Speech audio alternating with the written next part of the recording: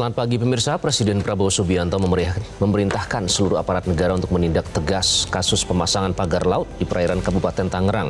Namun seminggu lebih perintah itu berlalu, belum ada pengungkapan siapa pelaku pemasangannya, siapa yang menyuruh, dan siapa pemilik pagar itu.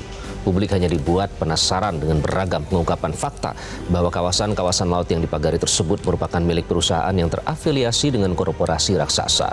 Negara seakan gagap untuk menegakkan hukum terhadap mereka yang telah mencaplok wilayah yang harusnya tidak bisa diakuisisi. Inilah editorial Media Indonesia edisi Jumat 31 Januari 2025 dengan tema Menolak Jadi Negara Gagap. Bersama saya Iqbal Himawan.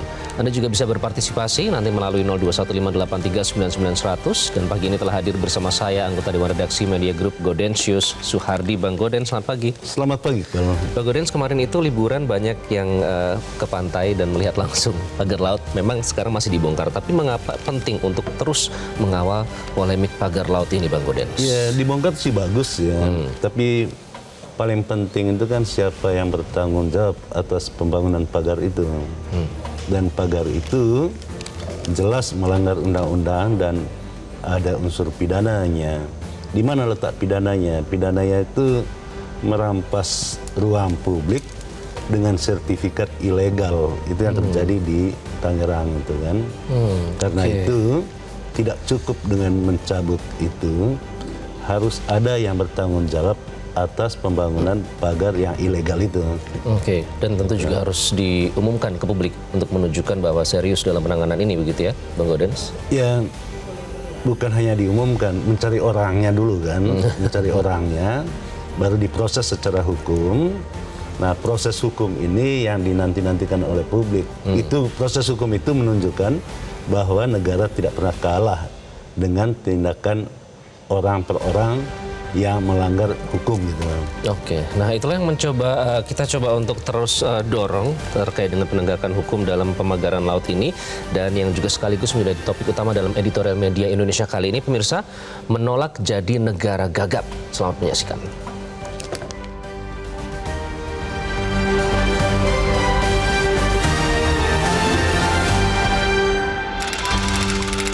Menolak jadi negara gagap.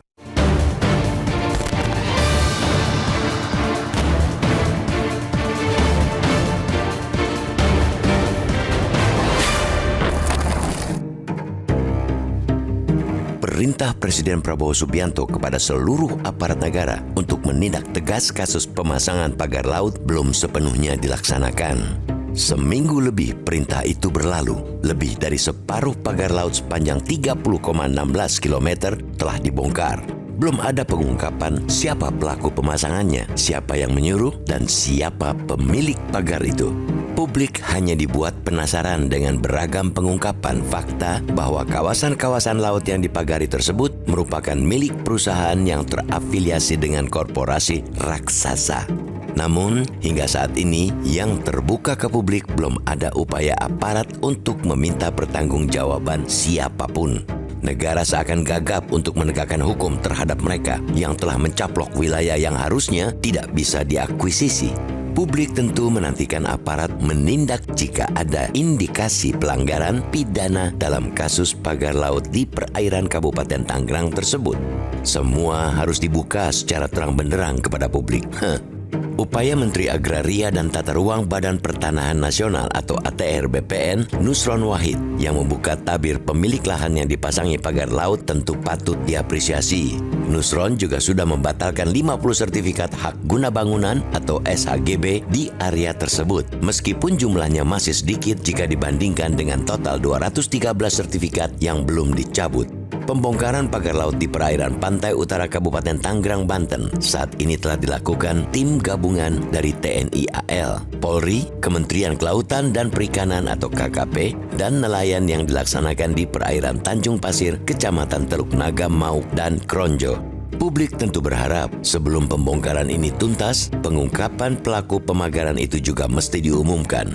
Jangan sampai ketika pagar selesai dibongkar, kasus ini juga dianggap beres alih-alih melakukan penegakan hukum. Apalagi sejumlah pihak telah melaporkan kegiatan ilegal itu ke penegak hukum. Masyarakat Anti Korupsi Indonesia misalnya telah membuat laporan dugaan penyalahgunaan wewenang oleh oknum kepala desa dan pejabat daerah dalam perizinan lahan pagar laut di Tangerang ke Kejaksaan Agung atau Kejagung.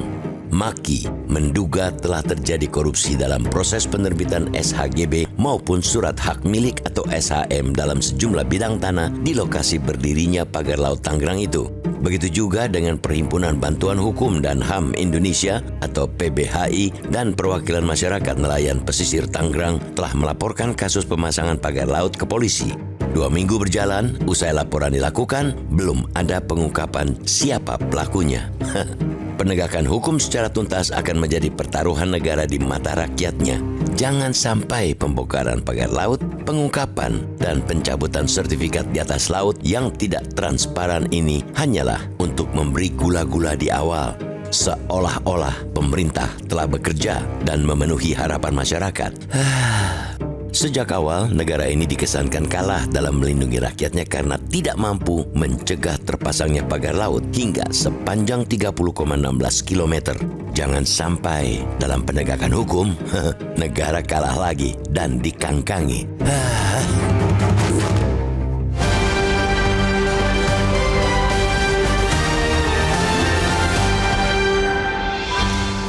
Dan itulah topik kita pada pagi hari ini, pemirsa. Menolak jadi negara gagap terkait dengan pengusutan polemik pagar laut yang sampai saat ini masih terus diinvestigasi tapi belum dirilis siapa-siapa nama pemasang, kemudian pelaku dan siapa dalang di baliknya. Menteri ATR BPN selain langsung turun ke lapangan ya Bang Godens, ketemu dengan Kades dan juga mengkonfirmasi langsung di lapangan, juga sudah menjatuhkan sanksi kepada 8 orang, 6 dipecat, 2 sanksi berat. Itu cukup atau masih ada yang harus dilakukan lagi? Ya tentu saja tidak cukup ya. Kita memberikan apresiasi kepada Menteri Pertanahan ya. Tapi yang paling penting itu dalam kasus pagar laut di Tangerang itu seperti bergelap-gelap di dalam terang. Kenapa disebut bergelap-gelap dalam terang? Karena terang benderang kasusnya, terang benderang siapa yang ada di balik itu, tetapi hukum belum mampu menjangkau mereka. Setidaknya sampai saat ini, hukum itu sepertinya lunglai berhadapan dengan orang-orang yang di editorial dikatakan terafiliasi dengan perusahaan raksasa gitu. Nah ini yang tidak boleh, karena itu editorial mengatakan negara tidak boleh gagap gitu. Harus bertindak, siapa yang salah harus dituntut. Jelas, undang-undangnya sangat jelas. Undang-undang 6 2023 tentang Cipta Kerja itu kan pasal 75 itu kan berbicara tentang pembangunan tanpa izin di wilayah pesisir atau laut itu di penjara, ancaman penjaranya itu 3 tahun, dendanya 500 juta. Nah penjara itu kan pidana ya. Pidananya sampai sekarang itu tidak diusut gitu. Yang dilakukan sekarang itu baru tindakan administratif sebatas memecat atau memberikan sanksi pegawai-pegawai kecil di Tangerang sana. Oke. Jadi justru hukum itu terlihat lunglai, belum sampai yang ke berada di balik itu mastermind-nya, kemudian siapa yang mensponsori begitu, Bang Godens? Ya betul sekali. Tadi kan saya katakan ini kok persoalan kan terang benderang ya. Tetapi di dalam pengusutannya itu bergelap-gelap gitu. Padahal perintah Presiden itu sangat tegas kok. Ambil tindakan, itu perintahnya. Nah tindakan itu yang tidak dilakukan oleh anak buahnya Bapak Presiden gitu. Oke, itulah mengapa kita kawal, karena juga tentu yang harus didorong adalah menindak tegas indikasi pelanggaran pidana yang ada, bukan sebatas kalau ada, bukan sebatas administratif. Nanti kita akan bahas lebih lanjut, kami juga undang Anda untuk berpartisipasi, namun kami harus jeda terlebih dahulu. Tetaplah bersama kami.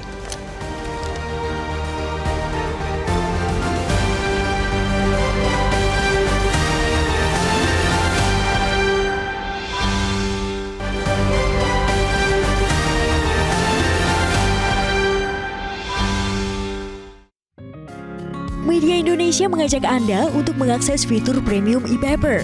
Dengan sajian konten berbasis intelektual dan meneguhkan kebangsaan, Media Indonesia tampil dengan lebih dinamis melalui e-paper Media Indonesia yang dapat Anda akses kapan saja, di mana saja. Caranya mudah, download aplikasi Media Indonesia di Android atau ketik link ePaper.mediaindonesia.com atau bisa scan QR Code pada layar kaca Anda. Klik tab ePaper di bagian samping layar tablet Anda, daftarkan data diri, serta pilih paket berlangganan ePaper Media Indonesia sesuai dengan kebutuhan Anda. Nikmati juga bonus spesial tambahan 4 halaman rubrik fokus setiap hari. Semua bisa Anda dapatkan hanya di ePaper Media Indonesia. Untuk informasi lebih lanjut, hubungi customer service di nomor 0811 1201 2018 atau kunjungi media sosial @mediaindonesia. Media Indonesia, referensi bangsa. Anda kembali di editorial Media Indonesia. Pemirsa, menolak jadi negara gagap terkait dengan pengusutan pagar laut sejauh ini sudah beberapa minggu, namun belum juga diumumkan siapa yang berada di baliknya, termasuk belum ditemukan. Ini berdasarkan pernyataan ada indikasi pelanggaran pidana. Kita akan ajak Anda untuk berpartisipasi, memberikan opini melalui sambungan telepon yang pertama. Kita sapa ada Bapak Yusuf dari Jakarta Timur. Pak Yusuf, selamat pagi. Selamat pagi, Metro TV. Pak Yusuf, Anda sejauh ini apakah optimistis dengan pengusutan pagar laut?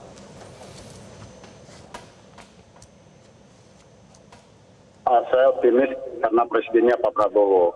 Yang pertama mungkin saya kira gini, kalau dari sisi hukum tidak ada perdebatan, itu pelanggaran hukum.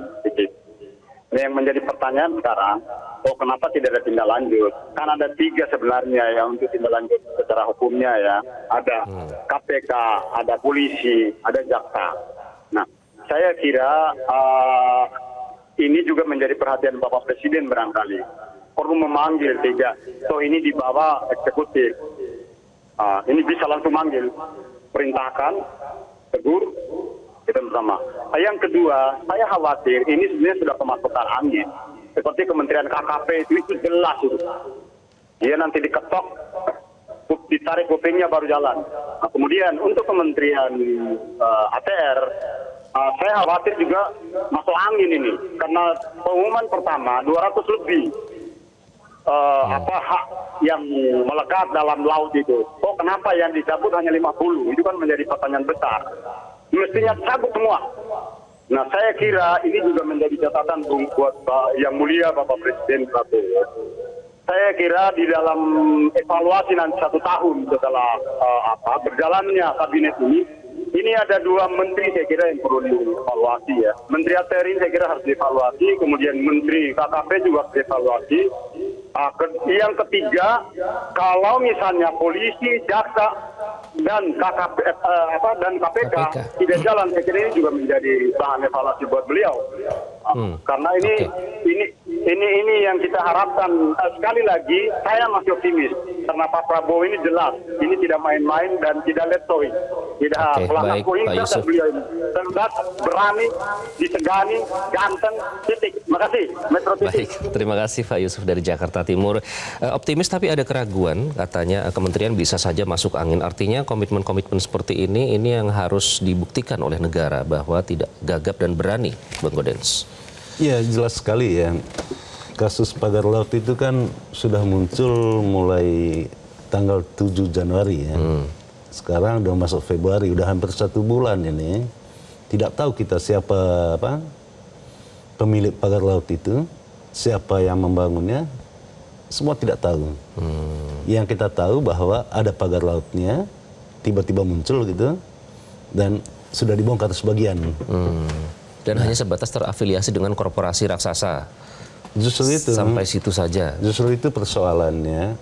Kenapa kalau hukum itu kepada masyarakat kecil itu cepat sekali bertindak dia. Tetapi dia seakan gagap gitu kalau berhadapan dengan korporasi besar gitu. Nah, ini pertanyaan di masyarakat. Supaya pertanyaan itu tidak semakin jauh, tentu aparat penegak hukum itu harus segera bertindak. Nah, pertanyaannya siapa yang punya kewenangan di laut? Undang-undang jelas sekali kok. Yang punya kewenangan di laut itu yang pertama itu tentu saja penyidik sipil di KKP. Mereka punya kewenangan untuk melakukan penyidikan. Yang kedua itu kepolisian, yang ketiga itu angkatan laut. Terutama yang terkait, kalau angkatan laut itu terkait dengan kejahatan besar ya, perompakan itu kan angkatan laut yang bertindak di sana. Nah, pagar laut itu jaraknya mungkin sekitar nggak sampai 100 kilo lah dari kantor Kementerian KKP. Dari kantor polisi juga dekat gitu kan. Dari Kejaksaan Agung juga dekat gitu. Tapi kenapa sih susah banget gitu untuk menindak ini? Kita percaya bahwa proses sedang berjalan. Nah, kalau benar proses sedang berjalan, mestinya diumumkan secara terbuka supaya masyarakat tahu bahwa pemerintah sedang bekerja, negara tidak kalah gitu. Itu penting sekali. Ini kan faktanya mulai terkuak terang benderang ya, Bang Gaudens. Dari awal sebenarnya, tadi kalau Bang Gaudens menyatakan bergelap-gelap di dalam terang, barang buktinya itu ada, jelas publik bisa melihat. Oleh karena itu yang mendasari keheranan masyarakat sehingga melalui beberapa lembaga ya, antara lain Masyarakat Anti Korupsi Indonesia melaporkan ke Kejaksaan Agung. Kemudian juga ada Perhimpunan Bantuan Hukum dan HAM Indonesia dan Perwakilan Masyarakat Nelayan Pesisir Tangerang melaporkan kepada polisi. Harapan dari Pak Yusuf tadi, lembaga-lembaga ini harus menunjukkan juga berkontribusi dalam menunjukkan keseriusan dalam mengusut pelanggaran hukum. Ya, mudah-mudahan kita berharap kepolisian, kejaksaan itu segera turun tangan, jangan berlama-lama. Kalau berlama-lama itu membiarkan masyarakat berimajinasi sendiri gitu. Nah, imajinasi itu yang paling berbahaya. Nanti dianggap bahwa negara ini kalah gitu, kalah dengan korporasi. Itu yang tidak boleh. Oke. Jadi memang harus menjawab keinginan dan desakan dari masyarakat juga harus menunjukkan bahwa negara tidak gagap dengan cara ya ditunjukkan, diumumkan begitu Bang Gaudens. Ya, betul sekali. Karena kasusnya kan jelas ya. Ada pagar di laut. Kalau kita ingat putusan Mahkamah Konstitusi tahun 2010 itu tegas kok. Tidak boleh privatisasi di laut. Itu jelas itu. Atau dengan kata lain, laut itu menjadi ruang publik. Ruang publik laut itu yang direbut dengan sertifikat ilegal. Itu aja intinya. Nah, karena itu masuklah ketentuan pasal 75 di dalam Undang-Undang Pesisir itu. Yang terakhir itu direvisi dengan Undang-Undang 6 2023 ya. Nah, di pasal 275 itu kan tegas sekali. Kalau melakukan bangunan tanpa izin gitu kan, di laut atau di wilayah pesisir, ya ancaman penjara ya 3 tahun kok. Ya tinggal dikenakanlah pasal-pasal itu. Masih banyak pasal-pasal lain yang mendukung itu. Yang tidak nampak sekarang itu kemauan kuat dari pemerintah, aparat penegak hukum untuk mengusut itu. Sehingga muncul anggapan dari masyarakat, ada apa gitu kan. Itu kan anggapan masyarakat sekarang nih. Oke, betul. Karena di awal saja sudah kok bisa tidak bisa mencegah sekian tahun lamanya sampai terbangun 30,16 km, dan selanjutnya juga yang harus dibuktikan adalah jangan sampai nanti juga kalah lagi dengan tadi yang korporasi besar dan aktor serta dalang di balik pemasangan pagar laut ini. Nanti kita bahas lebih lanjut Bang Gaudens, namun kami harus jeda terlebih dahulu. Tetaplah bersama kami di Editorial Media Indonesia.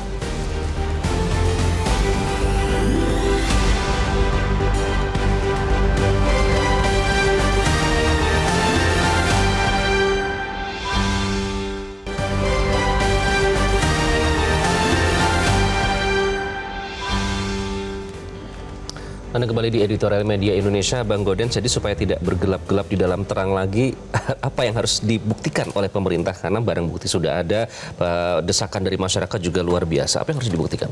Ya, sebetulnya sih pemerintah dalam hal ini aparat penegak hukum itu tahu gitu loh apa yang harus dilakukan. Hanya persoalannya itu punya nyali nggak? Itu aja soalnya.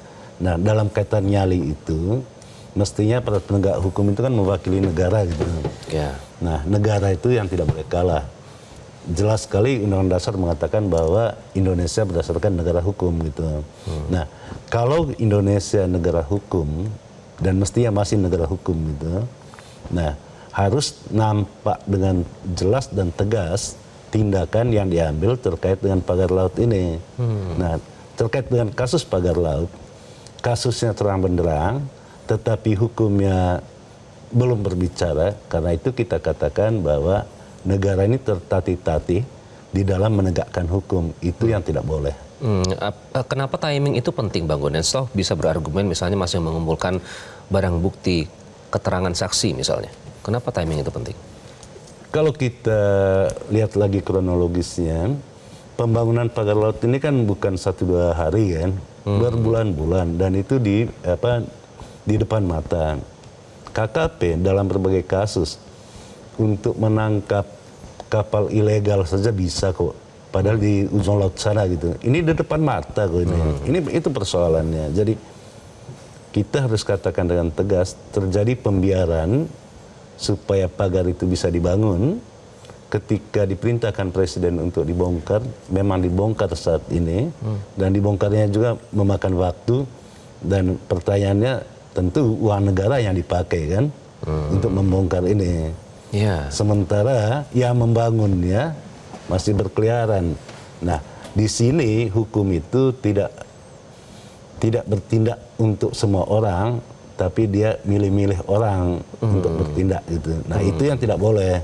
Diskriminasi di dalam hukum itu tidak boleh, sehingga rasa keadilan masyarakat itu terpenuhi. Persoalan pagar laut itu, rasa keadilan itu tidak ada gitu. Menarik tadi, kalau masih negara hukum, mestinya masih negara hukum. Oke, terakhir ini kan yang tadi dikhawatirkan jangan sampai rakyat berimajinasi begitu ya. Apa dampaknya kalau dibiarkan terhadap wibawa negara?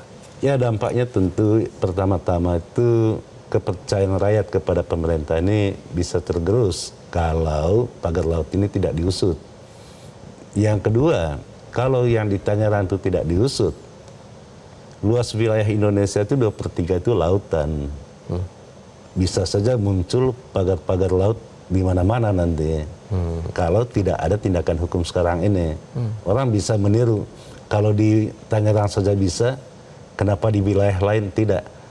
Dan memang nyatanya saat ini di mana-mana sudah muncul kok pagar laut itu. Oke, itulah penyebabnya kenapa kita harus mengawal terus, Ya. Bang Gaudens, karena beberapa hari yang lalu juga ada yang mengeluhkan kepada editorial ya di Bali saat itu. Betul, Sudah mulai dipagari, hanya tidak terekspos. Itu yang tidak mau kita terjadi. Terima kasih Bang Gaudens. Terima kasih, Bang. Kita kawal terus bersama rakyat dalam hal ini. Dan pemirsa, penegakan hukum secara tuntas akan menjadi pertaruhan negara di mata rakyatnya. Jangan sampai pembukaran pagar laut, pengungkapan, dan pencabutan sertifikat di atas laut yang tidak transparan ini hanyalah untuk memberi gula-gula di awal, seolah-olah pemerintah telah bekerja dan memenuhi harapan masyarakat. Terima kasih Anda sudah menyaksikan Editorial Media Indonesia. Saya Iqbal Himawan, mewakili seluruh rekan bertugas, mengucapkan terima kasih. Sampai jumpa.